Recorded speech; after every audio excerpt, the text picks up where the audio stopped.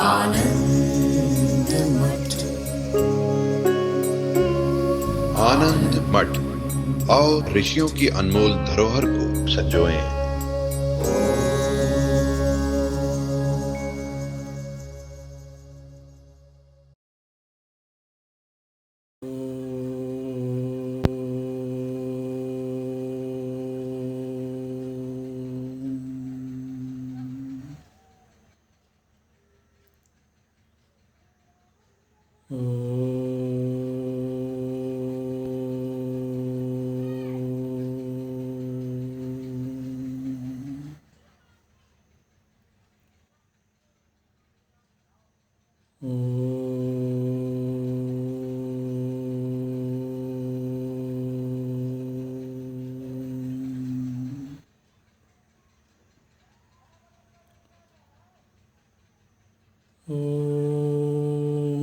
भद्रं कर्णेभिः शृणुयाम देवाः, भद्रं पश्येमाक्षभिर्यजत्राः, स्थिरैरङ्गैस्तुष्ट्वागुंसस्तनूभिः व्यशेम देवहितं यदायुः।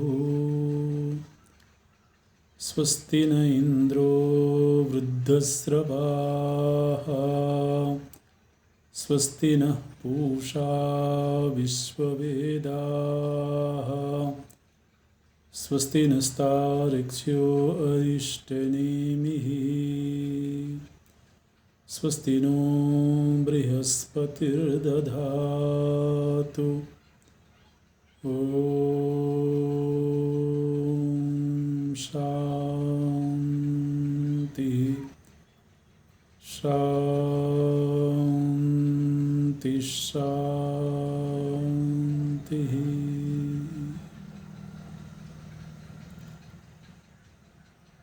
सच्चिदानन्दरूपाय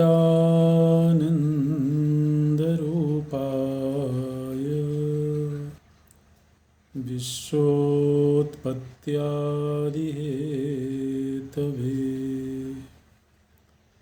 तापत्रयविनाशाय श्रीकृष्णाय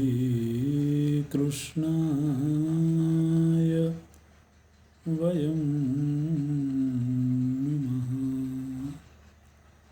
श्रीकृष्णाय वयं नमः। नारायणं नमस्कृत्य नरं चैव नरोत्तमं, देवीं सरस्वतीं व्यासं ततो जयमुदीरयेत्। ततो जयमुदीरयेत्।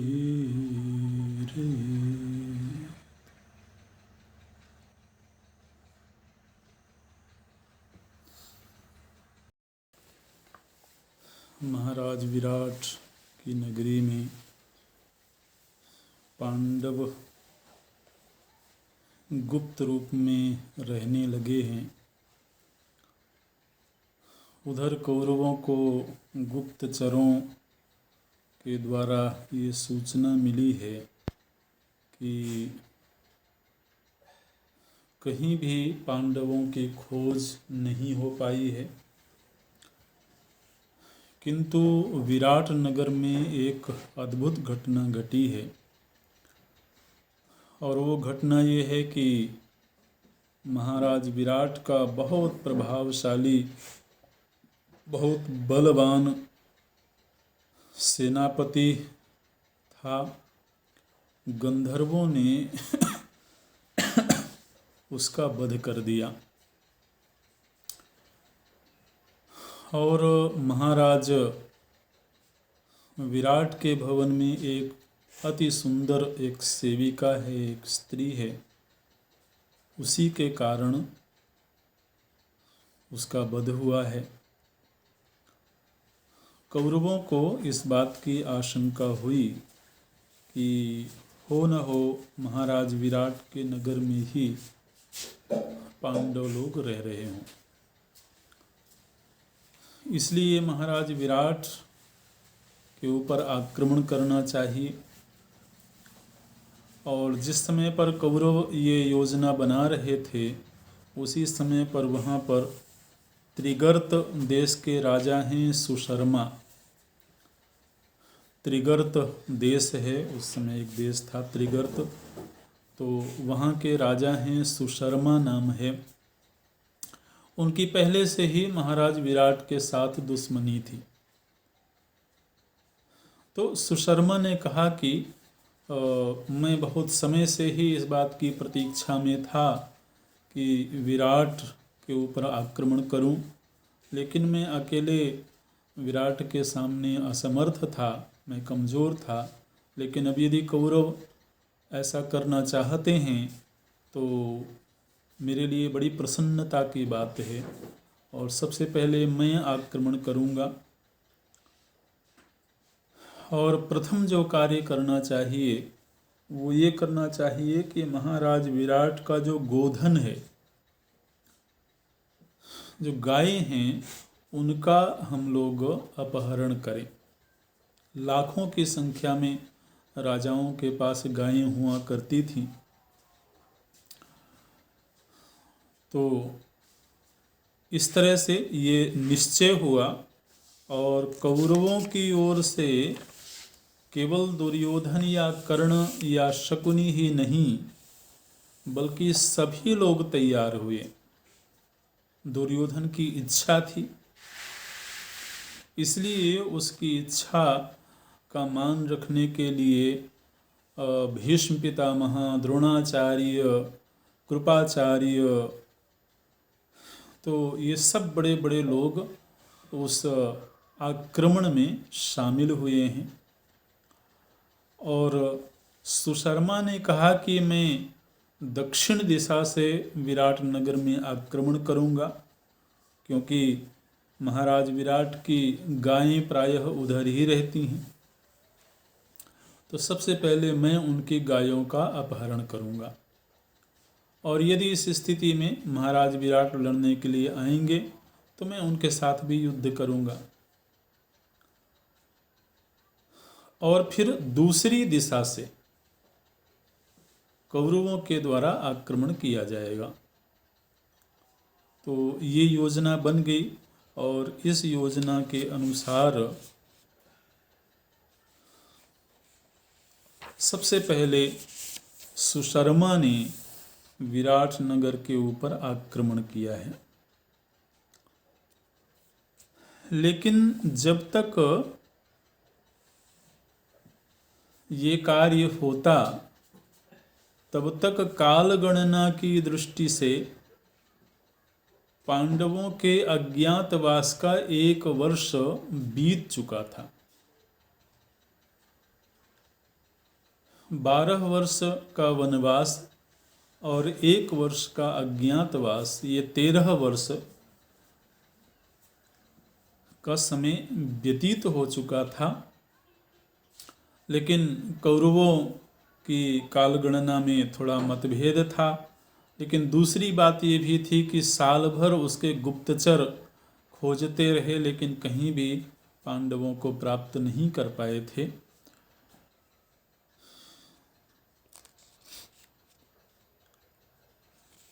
तो उधर त्रिगर्त नरेश सुशर्मा ने आक्रमण किया है और जब महाराज विराट को पता लगा है तो महाराज विराट गए हैं युद्ध करने के लिए, अपने सेना के साथ में युद्ध करने के लिए गए हैं।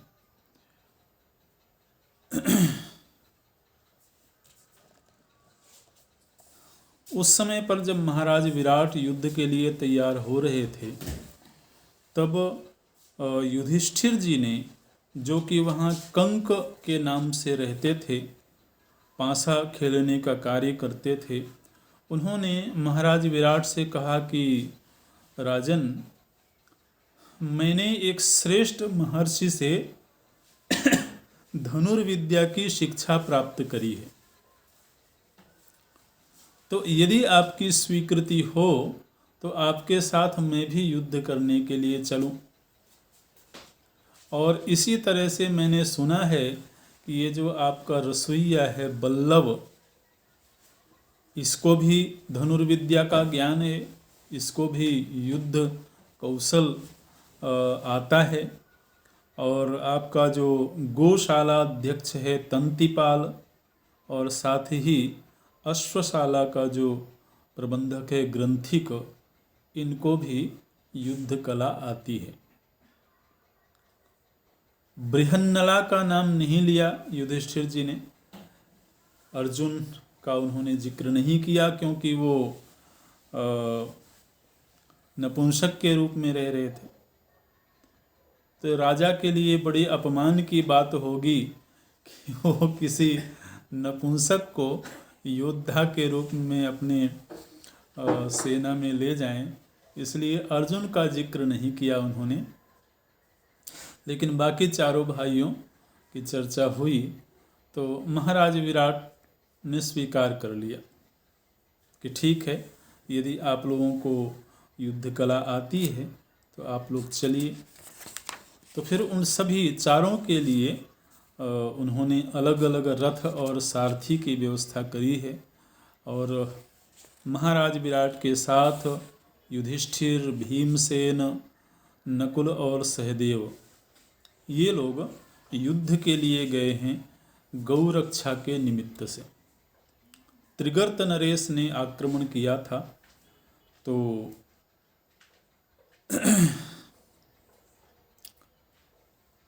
जाकर के युद्ध किया है। और चूंकि यदि विराट अकेले ही होते तब तो संभव है कि सुशर्मा उनके ऊपर विजय प्राप्त कर लेता, लेकिन युधिष्ठिर, भीमसेन ये सब भी उस युद्ध में थे, इसलिए इन सभी ने त्रिगर्त नरेश को परास्त कर दिया। और भीमसेन ने सुशर्मा को कैद कर लिया। हालांकि इन लोगों के प्रति महाराज विराट के मन में बहुत विश्वास नहीं था, क्योंकि युधिष्ठिर तो ब्राह्मण के रूप में रह रहे थे, तो ब्राह्मण के पास में तो युद्ध कला वैसे भी नहीं होती है। लेकिन जब उस युद्ध में इन्होंने देखा अद्भुत पराक्रम तो बहुत प्रभावित हुए, और मुख्य रूप से भीमसेन के ऊपर जो बल्लभ के रूप में थे, क्योंकि भीमसेन ने न केवल सुशर्मा की सेना को पराजित किया था, बल्कि सुशर्मा को वो बांध करके भी ले आए थे। और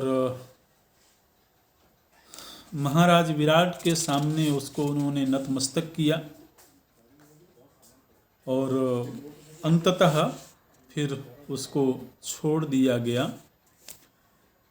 इस बात से महाराज विराट बहुत प्रभावित हुए हैं, और उन्होंने चारों को पारितोषिक देने की इच्छा प्रकट करी है। तो इधर महाराज विराट का सुशर्मा के साथ युद्ध हो रहा था, तब तक दूसरी दिशा से कौरवों ने आक्रमण कर दिया, और उधर भी उनकी गायें थी, उधर भी गोदन था। तो कौरवों ने आक्रमण किया, और इस समय कौरव सेना के साथ सभी प्रमुख लोग हैं, बड़े बड़े महारथी हैं। तो उधर का जो गोपालक था वो दौड़ा दौड़ा भवन में आया, और भवन में आकर के उसने महाराज विराट का पुत्र था उसको गोपालक ने सूचना दी कि कौरवों ने हमारे ऊपर आक्रमण किया है। उत्तर नाम था उसका, विराट के पुत्र का। तो उसको जब ये सूचना मिली है कि कौरवों ने आक्रमण कर दिया है, तो अब कौरव सेना के सामने तो विराट स्वयं ही कमज़ोर हैं और फिर महाराज विराट का पुत्र तो अभी युवक ही था, तो उसको थोड़ा भय भी हुआ और फिर वो बोलता है, बिल्कुल असहाय की तरह बोलता है कि मैं क्या करूं, मेरा सारथी था, एक युद्ध में वो सारथी मारा गया और अब सारथी के बिना तो मैं कैसे युद्ध भूमि में जा सकता हूँ। तो वो थोड़ा सा खिन्न मानस हुआ, दुखी हुआ और ऐसा लगा कि मानो कौरव सेना के द्वारा विराट नगर में आक्रमण कर दिया जाएगा और उनको अपने अधिकार में ले लिया जाएगा। लेकिन उस समय बृहन्नला के रूप में जो अर्जुन थे, उन्होंने एकांत में जाकर के सैरंध्री से कहा, द्रौपदी जी से उन्होंने कहा कि तुम उत्तर से कहो, उत्तर माने विराट का जो पुत्र है, उससे कहो कि ये जो बृहन्नला है, इसको भी बहुत अच्छे से रथ का संचालन करना आता है। तो यदि तुम्हारा कोई सारथी नहीं है तो तुम इस बृहन्नला को अपना सारथी बना करके ले जा सकते हो। और इसने पांडवों के यहाँ पर सारथी का काम किया है और मैं जानती हूँ बहुत अच्छे से यह सारथी का काम कर सकता है। तो उत्तर ने शुरू में तो थोड़ा सा हल्के में लिया इस बात को, लेकिन फिर अंततः उसने कहा कि ठीक है, मैं बृहन्नला को अपना सारथी बनाता हूँ। और इस तरह से अर्जुन उत्तर के रथ के सारथी बने और फिर उत्तर गया है उस दिशा में जिधर की ओर से कौरवों ने आक्रमण किया था। और जब वो कौरव सेना के सामने गया तो कौरव सेना को देखते ही उत्तर तो भयभीत हो गया और इतना भयभीत हुआ कि उसने बृहन्नला से कहा कि तुम अतिशीघ्र इस रथ को वापस ले चलो नगर की ओर। मैं तो इस विशाल सेना के सामने किसी भी प्रकार से युद्ध नहीं कर सकता हूँ। एक ही महारथी मुझे परास्त करके अपने कैद में कर लेगा, तो इसलिए मैं इस सेना के साथ युद्ध नहीं कर सकता हूँ। बृहन्नला बार बार उत्तेजित करते रहे कि नहीं, तुम क्षत्रिय हो, तुमको युद्ध से पीछे नहीं हटना चाहिए, पलायन करना ठीक नहीं है। क्षत्रिय का कार्य है कि वह युद्ध करे और युद्ध करते करते यदि उसकी वीरगति भी होती है तब भी उसे स्वर्ग की प्राप्ति होती है। इस तरह से बृहन्नला समझाती रही, लेकिन उत्तर तो भयभीत हो चुका था। तो वो रथ छोड़ करके ही भाग चला। जब उसने देखा कि ये सारथी तो जबरदस्ती मुझे युद्ध में झोंकना चाहता है, तो रथ छोड़ करके ही पीछे की ओर भागा। तो अर्जुन भी रथ छोड़ करके दौड़े और उसको पकड़ लिए। जबरदस्ती उत्तर को उन्होंने पकड़ा और बोले कि तुम बिल्कुल कायर की तरह से भाग रहे हो, तुमको ऐसा नहीं करना चाहिए। और ज़बरदस्ती पकड़ के लाए, उसको रथ में बिठाया और उन्होंने कहा कि अच्छा ऐसा करो कि तुम युद्ध मत करो, मैं युद्ध करता हूँ, तुम केवल सारथी के रूप में इस रथ का संचालन करो। अब वो भयभीत तो था ही, तो उसने कहा कि तुम भी युद्ध करोगे तब भी क्या होगा, मैं तो मारा ही जाऊंगा। लेकिन अंततः अर्जुन ने मना लिया और उत्तर ने कहा कि ठीक है, मैं सारथी के रूप में इस रथ का संचालन करूंगा। और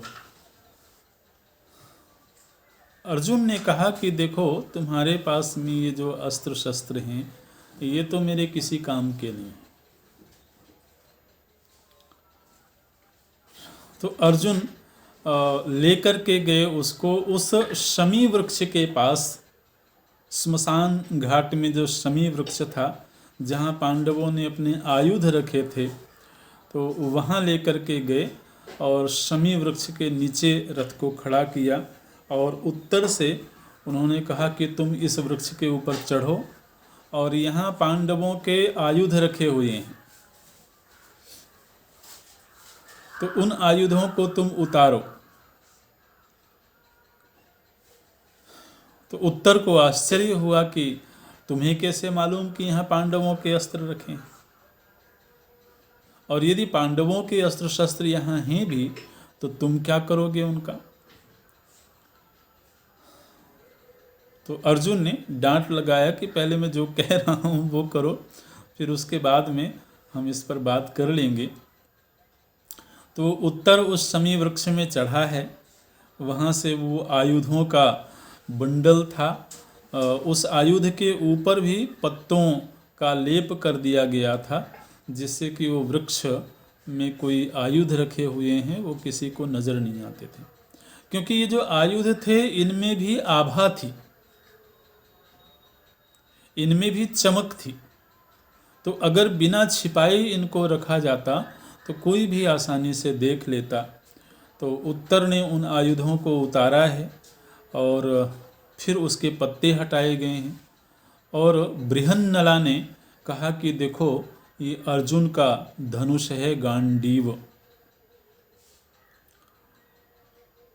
और फिर उन्होंने स्वयं उस गांडीव को उठाया है, उसके ऊपर डोर चढ़ाई है। और इतना कुछ घटने पर उत्तर के मन में कौतूहल हो चुका था कि आखिर तुम्हें इतना सब कैसे मालूम है।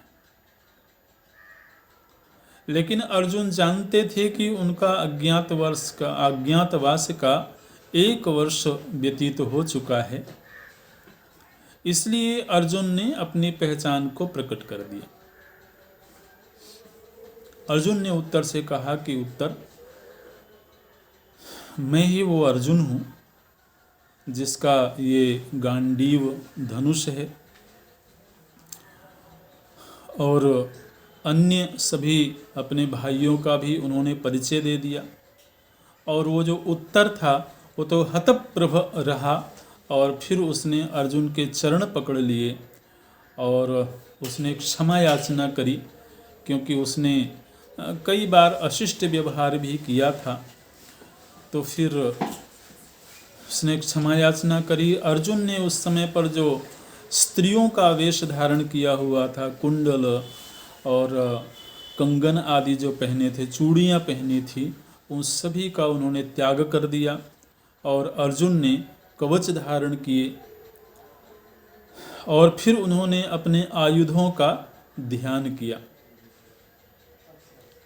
देखिए, ये सब दैवीय घटनाएं होती हैं, इनको कभी भी मानवीय स्तर पर तुलना करने की चेष्टा नहीं करनी चाहिए।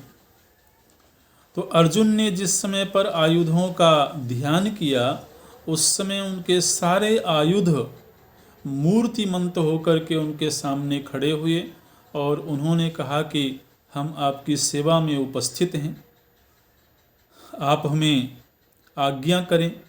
तो अर्जुन ने कहा कि इस समय पर युद्ध की आवश्यकता है, इसलिए आप सभी तैयार हो जाएं उस कार्य के लिए। तो इस तरह से वो सारे के सारे आयुध अर्जुन के शरीर में अपने आप ही यथास्थान संलग्न हो गए। और वह जो रथ था, जिस रथ में अर्जुन सवार थे, वह रथ भी चूंकि साधारण रथ था, उसमें साधारण ध्वजा लगी हुई थी।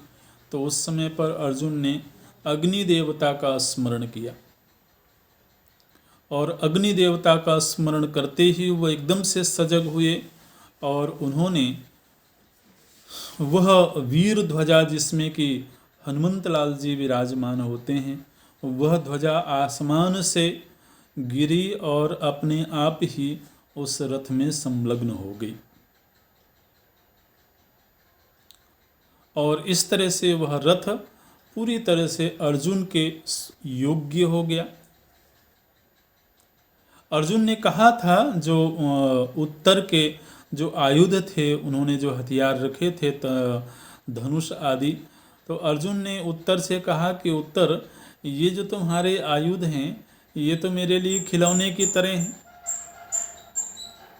ये मेरे संचालन को बर्दाश्त नहीं कर पाएंगे और ये बहुत जल्दी ही नष्ट हो जाएंगे, टूट जाएंगे, इसलिए हमें अपने आयुधों की आवश्यकता है। तो फिर आयुधों को अर्जुन ने लिया है और कौरव सेना के सामने गए हैं। शंखनाद किया है अर्जुन ने और इतना भयावह शंखनाद था कि कौरव अच्छी तरह से समझ गए कि अर्जुन सामने उपस्थित हो गए हैं। द्रोणाचार्य जी ने सबसे पहले कौरवों को आगाह किया कि अब आप लोगों को सतर्क हो जाना चाहिए क्योंकि सामने अर्जुन उपस्थित हो चुके हैं।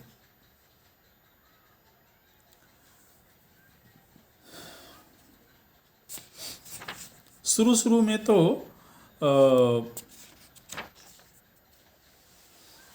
कर्ण और दुर्योधन ये लोग थोड़ा सा उपेक्षा करते रहे कि अर्जुन यदि उपस्थित हो भी गया होगा तो वो अकेले क्या कर लेगा।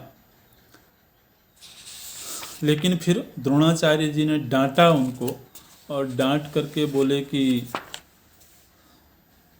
इस तरह से अर्जुन को साधारण दृष्टि से नहीं देखना चाहिए, अन्यथा तो इसी समय पर कौरव सेना का नाश हो जाएगा, इसी समय कौरव सेना नष्ट हो सकती है। इसलिए यदि आप लोगों को आत्मरक्षा करना है तो बहुत सावधानी के साथ युद्ध करिए। जिस समय पर अर्जुन ने उत्तर के सामने अपनी पहचान को प्रकट किया था, उस समय उत्तर ने परीक्षा लेने के लिए कि यह नपुंसक नहीं है, यह बृहन्नला नहीं बल्कि अर्जुन है, उत्तर ने कहा कि यदि आप ही अर्जुन हैं तो मैंने सुना है कि अर्जुन के 10 विशेष प्रकार के नाम हैं, तो यदि आप वो 10 नाम बता सको तो मैं ये मान लूँगा कि आप ही अर्जुन हैं। तो अर्जुन ने उस समय पर उन 10 नामों का वहाँ उच्चारण किया है। अर्जुनः फाल्गुनो जिष्णुः किरीटी श्वेतवाहनः बीभत्सुः विजयः कृष्णः सव्यसाची धनंजयः। तो इन 10 नामों का अर्जुन ने उच्चारण किया और फिर पुराणों में तो जरा हर प्रसंग का थोड़ा विस्तार होता है ना, तो उत्तर ने अर्जुन से पूछा ये जो आपके 10 नाम हैं, इन 10 नामों का रहस्य क्या है, आपको किस वजह से ये नाम प्राप्त हुए। तो फिर वो एक एक नाम की व्याख्या करते हैं कि धनंजय मेरा नाम कैसे पड़ा, सर्वान् जनपदान् जित्वा वित्तमादाय केवलम मध्ये धनस्य तिष्ठामि तेनाहुर्मां धनंजयम्। मैंने दिग्विजय के समय देश देशांतर के राजाओं को परास्त करके बहुत सारा धन एकत्र किया था, तब मेरा नाम धनंजय पड़ा। तो इस तरह से एक एक नाम की व्याख्या करते हैं यहाँ पर। धनंजय, विजय, श्वेतवाहन, फाल्गुन, उत्तरा फाल्गुनी नक्षत्र में जन्म हुआ था अर्जुन का, इसलिए अर्जुन का नाम है फाल्गुन। मस्तक पर देवराज इंद्र ने किरीट दिया था तो इसलिए उनका नाम पड़ा है किरीटी। इसी तरह से शत्रु जिनसे भयभीत होते हैं उनका नाम बीभत्सु। वो अपने दाएं और बाएं दोनों हाथों से गांडीव की डोरी खींचने में समर्थ हैं। अर्जुन अपने दाएं और बाएं दोनों हाथों से शस्त्र संचालन कर सकते हैं, धनुष पर प्रत्यंचा चढ़ा सकते हैं, धनुष पर सरसंधान कर सकते हैं। इसलिए अर्जुन का नाम है सव्यसाची।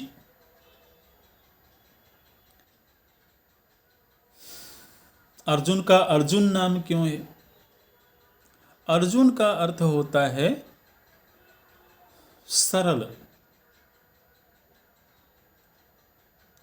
तो अर्जुन ने कहा कि युद्ध करना मेरा कर्तव्य है, क्षात्र धर्म है, लेकिन जहाँ तक दृष्टि की बात है, मैं सभी के प्रति समभाव रखता हूँ, समदृष्टि है मुझ में, इसलिए मेरा नाम अर्जुन है। तो ये नामों की व्याख्या करते हैं जिष्णु, कृष्ण, ये सब भी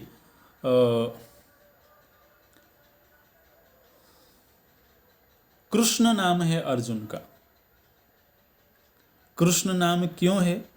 तो व्याख्या करते हैं कि मेरे शरीर का रंग कृष्ण गौर मिश्रित है।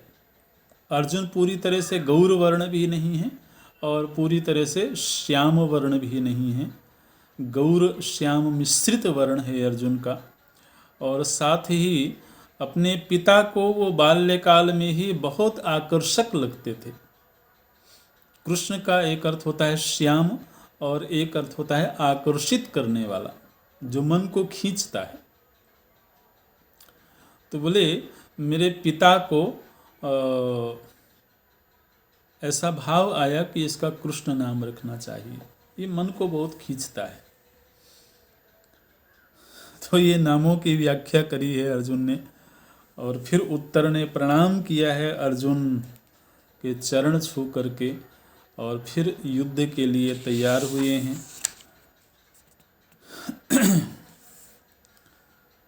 उस समय पर अर्जुन ने कहा कि उत्तर तुम निश्चिंत रहो, अब तक निश्चित रूप से मैं नपुंसक भाव में था। उत्तर ने पूछा किस लिए तुमको ये भाव प्राप्त हुआ था? तो अर्जुन ने बताया कि मैं स्वर्ग में गया था और वहाँ उर्वशी अप्सरा के शाप के कारण मुझे 1 वर्ष के लिए नपुंसकत्व प्राप्त हुआ था, लेकिन अब वह 1 वर्ष की अवधि पूरी हो चुकी है, इसलिए नपुंसकत्व भी समाप्त हो चुका है।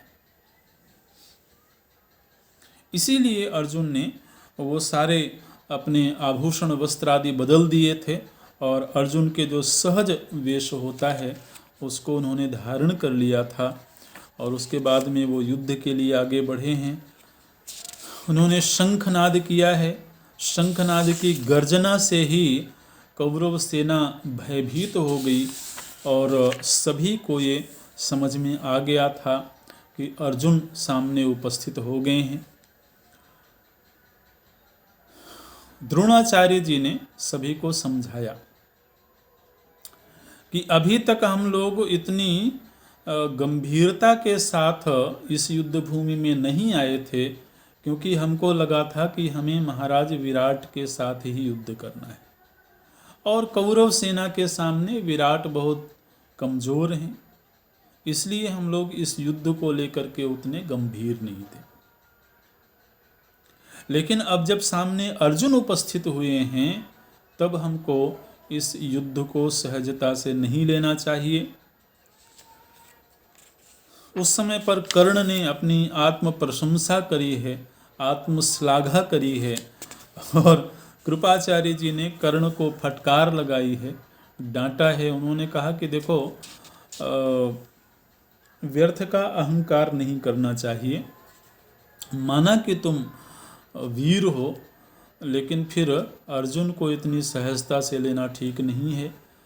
तो यहाँ पर सभी के आपस में संवाद हुए हैं। कृपाचार्य, द्रोणाचार्य जी, अश्वत्थामा ने भी कर्ण को समझाया है। भीष्म पितामह ने सभी को सतर्क किया है और सभी को समझाया भी है। जब द्रोणाचार्य जी ने कहा कि सामने अर्जुन युद्ध के लिए उपस्थित हो रहे हैं, उस समय पर दुर्योधन बड़ा प्रसन्न हुआ। प्रसन्न किस लिए हुआ? उसने कहा कि यदि अर्जुन वास्तव में हमसे युद्ध करने के लिए उपस्थित हैं तो ये तो हमारे लिए बड़े प्रसन्नता की बात है, क्योंकि पांडवों की पहचान उजागर हो जाएगी। और यदि ऐसा होता है तो फिर पांडव पुनः 12 वर्ष के लिए वन में चले जाएंगे। उस समय पर भीष्म पितामह सभी को संबोधित करते हुए बोलते हैं, बोले देखो तुम लोग इस भ्रम में मत रहो, मैंने काल गणना किया है और काल गणना के अनुसार उनकी नियत अवधि पूरी हो चुकी है। इसलिए नियत अवधि के भीतर यदि अर्जुन हमारे सामने आते तब अर्जुन हमारा वध नहीं करते, क्योंकि वो अभी प्रतिज्ञाबद्ध होते। लेकिन जब उनकी अवधि पूरी हो चुकी है और अवधि पूरी हो जाने के बाद जब वो हमारे सामने युद्ध करने आएंगे तो अपने सारे प्रतिशोधों का वो बदला लेंगे। इसलिए इस समय यदि अर्जुन हमारे सामने हैं तो वो बहुत खूंखार हैं, बिल्कुल भी सहजता से उनको लेना नहीं चाहिए। और इस भ्रम में मत रहो कि उनकी पहचान उजागर हो जाएगी तो पुनः 12 वर्ष के लिए उनको जाना होगा। वो 13 वर्ष पूरे कर चुके हैं। बल्कि भीष्म पितामह ने तो ये कहा कि 13 वर्ष पूरे होने के बाद भी 5 महीने और 12 दिन अधिक हो चुके हैं। तो काल गणना थोड़ा चांद्र मास और सौर मास के अनुसार काल गणना में भेद था। तो चांद्र मास के अनुसार जैसे हिंदी की जो काल गणना होती है उसमें हर तीसरे चौथे वर्ष में एक अधिमास होता है ना। सामान्य तौर पर तो 12 महीने होते हैं, लेकिन फिर चौथे वर्ष एक अधिमास होता है। तो आप सुनते होंगे कि इस वर्ष सावन 2 बार आएगा या भाद्रपद 2 बार आएगा, इस तरह से। तो वो चांद्र मास के अनुसार, चंद्र की गणना के अनुसार ये भेद होता है। तो उस गणना को केंद्र में रखते हुए भीष्म पितामह ने कहा कि उनके 13 वर्ष और 5 महीने का वक्त बीत चुका है। लेकिन सौर मास के अनुसार पांडवों ने गणना करी थी और उनकी गणना के आधार पर 13 वर्ष पूरी तरह से संपन्न हुए थे। अंततः कौरवों के साथ में अर्जुन का युद्ध आरंभ हो जाता है। और अभी तो ये कौरव पांडव युद्ध नहीं है ना। अभी ये युद्ध केवल महाराज विराट की गायों को छुड़ाने का युद्ध है।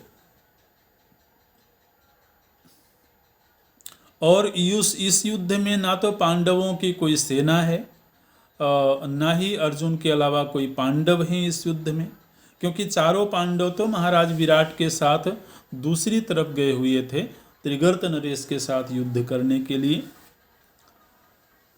तो अकेले यहाँ अर्जुन हैं और उत्तर की थोड़ी सी सेना होगी।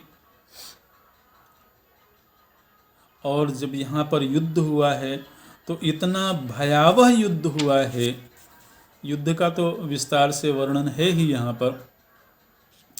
लेकिन अर्जुन का इस समय पर ऐसा विकराल रूप है कि अर्जुन एक तो किसी भी महारथी का वध नहीं करना चाहते हैं, लेकिन साथ ही कोई महारथी उनके सामने ठहर भी नहीं पाता है।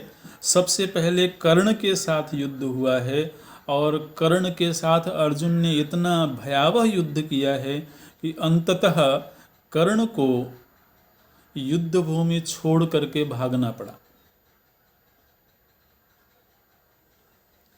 तो कर्ण को अर्जुन ने खदेड़ा है, ये कहना चाहिए। और उसके बाद कृपाचार्य के साथ में अर्जुन का युद्ध होता है और कृपाचार्य जी को भी अपने हथियार डालने पड़े हैं और पीछे हटना पड़ा है, वापस भागना पड़ा है। जिस समय अर्जुन और कृपाचार्य का युद्ध हो रहा था उस समय पर देवलोक से देवता भी आए थे उस युद्ध को देखने के लिए, क्योंकि कृपाचार्य जी अर्जुन के आचार्य भी थे। आरंभ में द्रोणाचार्य जी के पहले कृपाचार्य जी ने ही पांडवों को शिक्षा दी थी और वो कोई साधारण वीर नहीं थे। लेकिन अर्जुन ने कृपाचार्य जी को भी परास्त किया है और उन्हें भी पीछे हटना पड़ा है और फिर द्रोणाचार्य जी के साथ युद्ध होता है। और द्रोणाचार्य जी के साथ भी अर्जुन उसी तत्परता के साथ युद्ध करते हैं और अंततः अर्जुन ने द्रोणाचार्य जी को घायल कर दिया।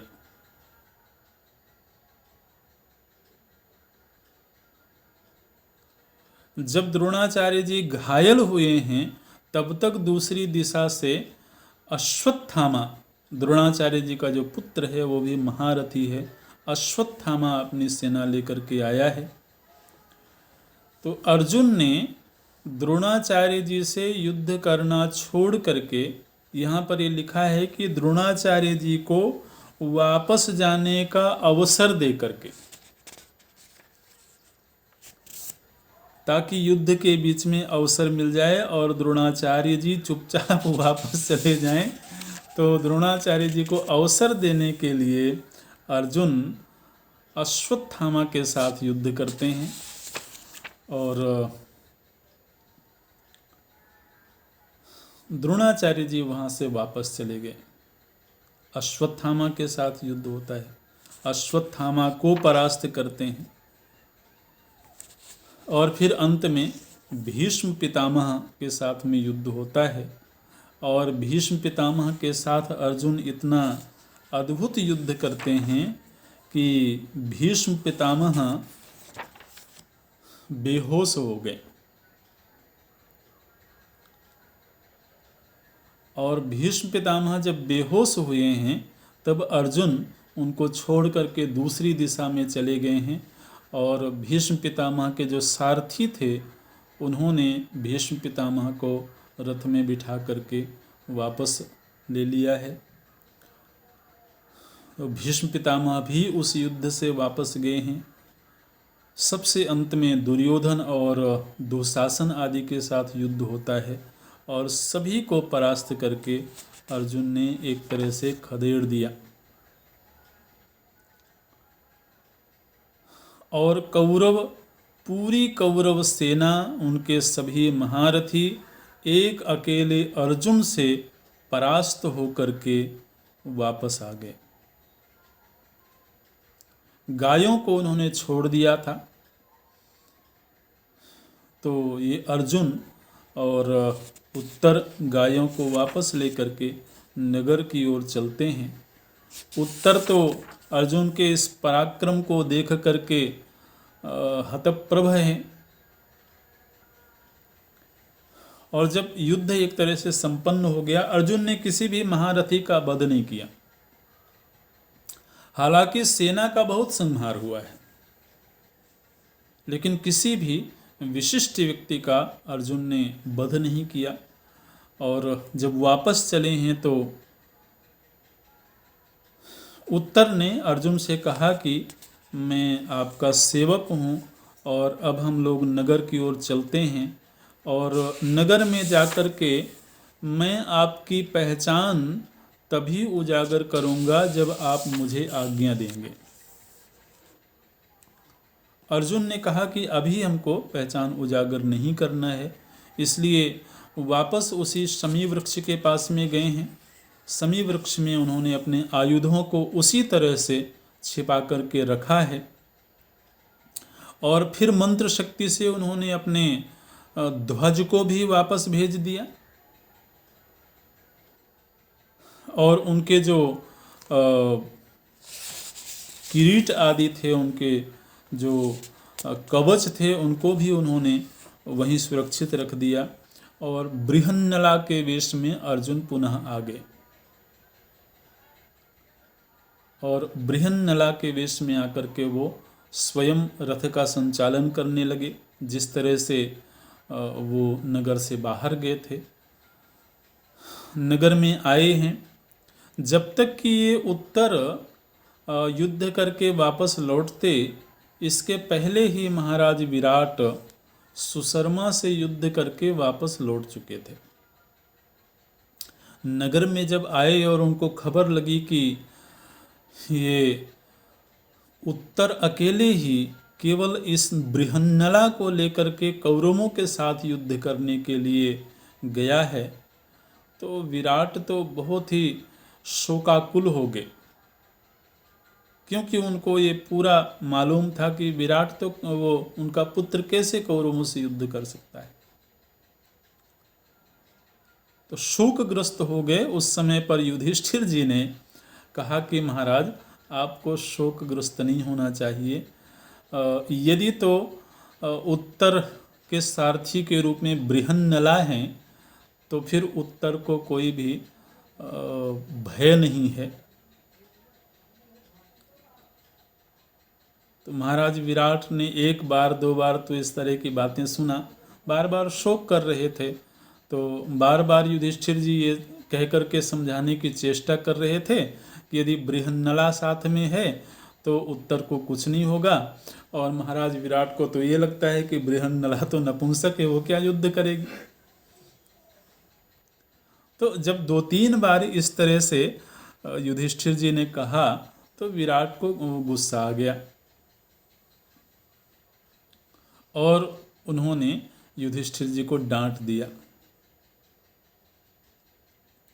केवल डांटा ही नहीं, इतना क्रोध आया कि वो पासा खेल रहे थे उस समय पर, क्योंकि वो विजयी होकर के आए थे। तो पासा महाराज विराट के हाथ में था, उस पासे को ही फेंक करके मारा है, युधिष्ठिर जी के चेहरे में जाकर के लगा है और नासिका में लगा, तो नासिका में घाव हो गया और वहाँ से रक्त बहने लगा। जैसे ही युधिष्ठिर जी ने रक्त बहता हुआ देखा, तुरंत ही सैरंध्री को संकेत किया और सैरंध्री वहाँ पर एक घड़े में जलपात्र लेकर के आई हैं और उन्होंने उस रक्त को उस जलपात्र में ले लिया। क्योंकि अगर उस रक्त का एक बूंद भी धरती में गिर जाता, बाद में युधिष्ठिर जी ने यह रहस्य खोला, यदि एक बूंद भी रक्त का धरती में गिर जाता तो उस समय विराट नगरी के ऊपर बहुत विकराल संकट आ जाता। हो सकता है विराट नगरी में आग लग जाती।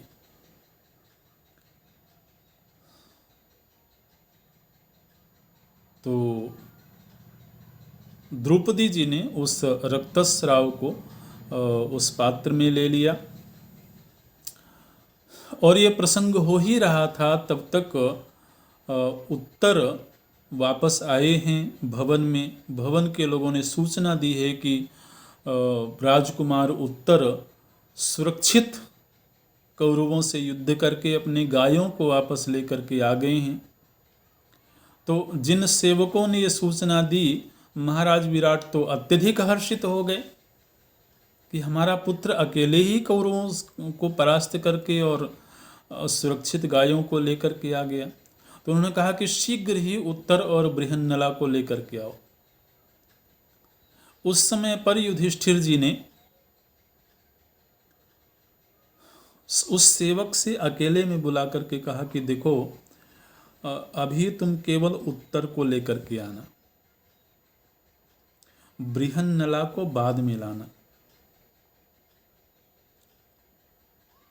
और इसका उन्होंने रहस्य भी बताया। उन्होंने कहा कि वो जो बृहन्नला है उसका ये संकल्प है, अर्जुन का ये संकल्प था कि महाराज युधिष्ठिर को युद्ध भूमि के अलावा अन्य किसी भी जगह पर अगर कोई व्यक्ति घायल कर दे या किसी के आघात की वजह से महाराज युधिष्ठिर को रक्त की एक बूंद भी निकल जाए तो अर्जुन तत्क्षण उसका वध कर देंगे। ये अर्जुन का संकल्प था। तो इसलिए युधिष्ठिर जी ने कहा कि बृहन्नला मेरे नासिका के इस रक्तस्राव को न देख पावे, इसलिए उसको थोड़ी देर से बुलाना और उत्तर को पहले ले आओ। तो आप जरा सोचें कि अर्जुन का अपने बड़े भाई के प्रति भी कैसा सम्मान भाव है, कितना प्रेम है। तो जब उत्तर आए हैं सभा में और उन्होंने देखा कि क्योंकि उत्तर तो सबको पहचान चुके थे, तो उत्तर ने कहा कि पिताजी ये जो कंक हैं इनको किसने घायल किया? तो उन्होंने बताया कि मैंने पासा फेंक करके मारा था। तो उत्तर ने कहा कि ये ब्राह्मण देवता हैं और आपको ऐसा नहीं करना चाहिए था, क्योंकि ब्राह्मण के ऊपर आघात करना वैसे भी पापकारी है और ये बहुत सम्मानित हैं। तो फिर तुरंत ही महाराज विराट ने क्षमा भी मांग लिया। हालांकि वो पांडवों को पहचानते नहीं थे उस समय, लेकिन एक ब्राह्मण के रूप में थे, इसलिए उन्होंने क्षमा मांग लिया है।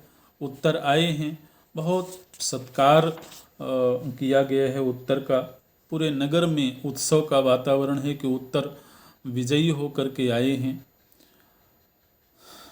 तो इस तरह से अभी सभी नगरवासियों को और महाराज विराट को यही मालूम है कि उत्तर ने ही कौरवों को परास्त किया है और